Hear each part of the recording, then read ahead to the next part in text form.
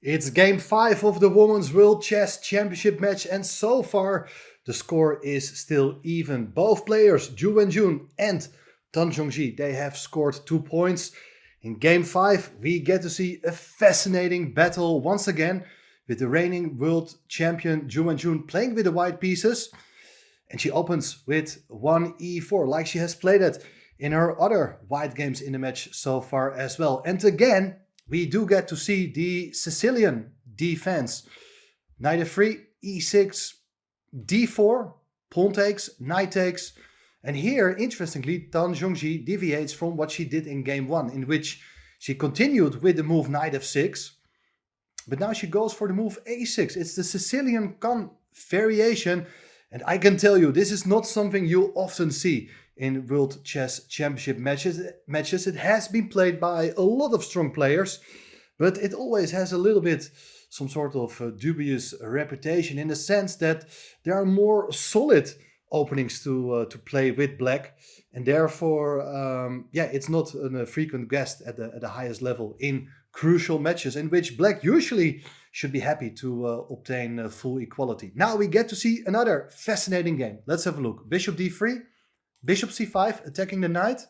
Knight goes to b3 to attack the bishop, and the bishop goes back all the way to a7. And this bishop is looking from afar at white's king position. But is it able to cause any damage? We will find out. Castling king side, knight e7, pawn to c4, knight b to c6, knight c3. And here, black has different moves available. A typical move could be to castle.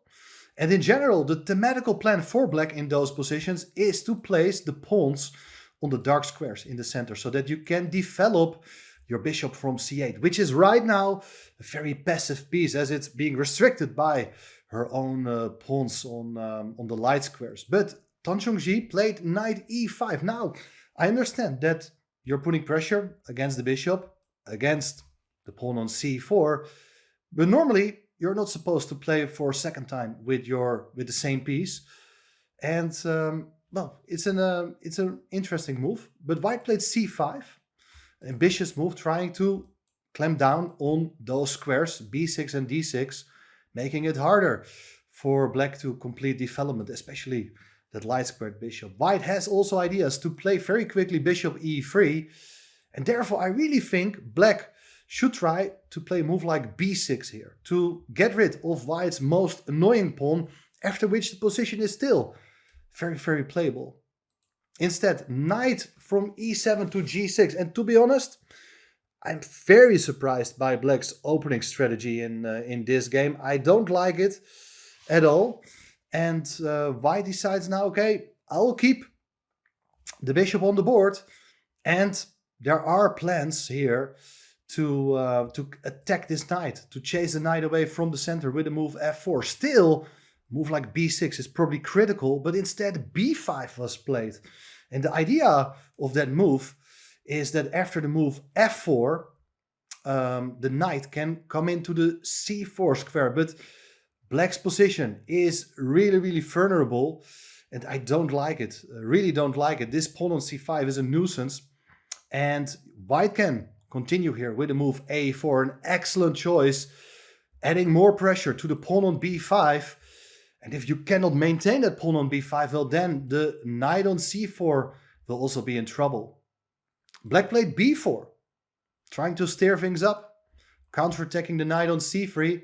Bishop takes knight, so does black. And what can you do here? Well, Ju Wenjun just recaptured the pawn on c3.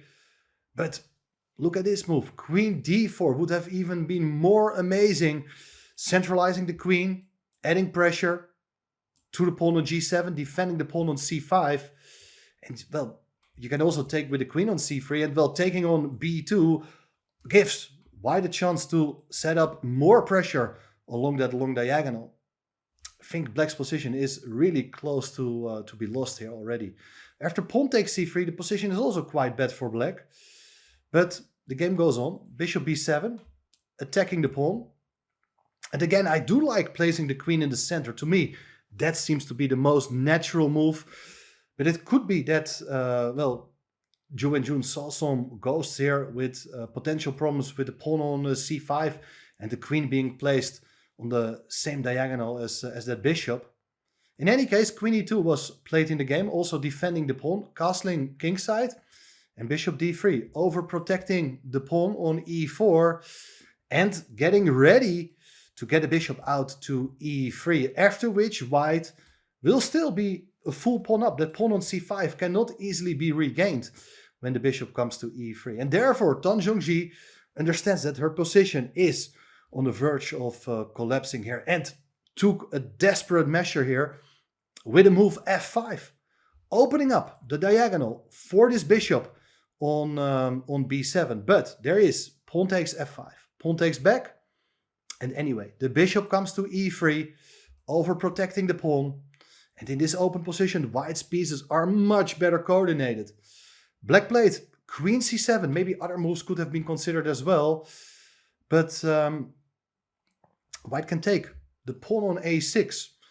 Is this something Tan Zhangyi had missed, or she counted on something specific here? Because white just grabs another pawn. Important to realize is that after bishop takes bishop, queen takes back, black cannot regain at least one pawn with a discovered attack by taking on c5, because there's queen c4 check and the bishop is hanging. That means that white will be up 2 full pawns. Rook f e8 was played. Now white quickly trades off the light squared bishops. Black recaptures, queen c4 check, and defending also the knight and the pawn. King h8, bishop to d4. Look at it, fantastic bishop. It's no longer undefended, it's supported. And in the meantime, it also does look for counter attacks against the pawn on g7. For instance, queen f7, threatening mate is in the air. Therefore, rook e6, preventing the queen from infiltrating. White plays h3, nice consolidating move. Rook a e8, and here the rook goes to f2. That's a very nice classy move, which I do really like a lot, as it does cover the second rank, it does cover the g2 pawn. And after bishop to b8, black hits the pawn on f4 one more time. It's rook a f1, defending the pawn on f4. And as you can see, white is very much in control. Everything well protected, and it's about time to bring up the pawn. Well, you got to be careful. You cannot go to a6 yet, but I don't really see what black is going to do. Black went here for knight takes f4. This is the best way to complicate matters. Rook takes, bishop takes, rook takes. 2 minor pieces against the rook, and the black rook is able to come in with a check to e1. You have to be careful. If you do play king f2, well, there is a rook e2 check, and g2 is going to be hanging. If you give up the queen, in that case, well, at the end of the day, the knight on b3 is still hanging. So that doesn't work. Well, placing your king on h2 runs into queen c7. You have some serious problems regarding that rook on f4, which is pinned. And black is in really good shape. So the only move that had to be seen in advance is rook to f1. Now, very important move is rook e2, getting in with your second rook, threatening mate. And white has one key defense here, which is the move c6. And that's the reason why black didn't play rook e2. With this pawn sacrifice, you're interfering along that diagonal, taking away the mating threat on g2, after which the rooks can be swapped, and white will eventually be able to convert.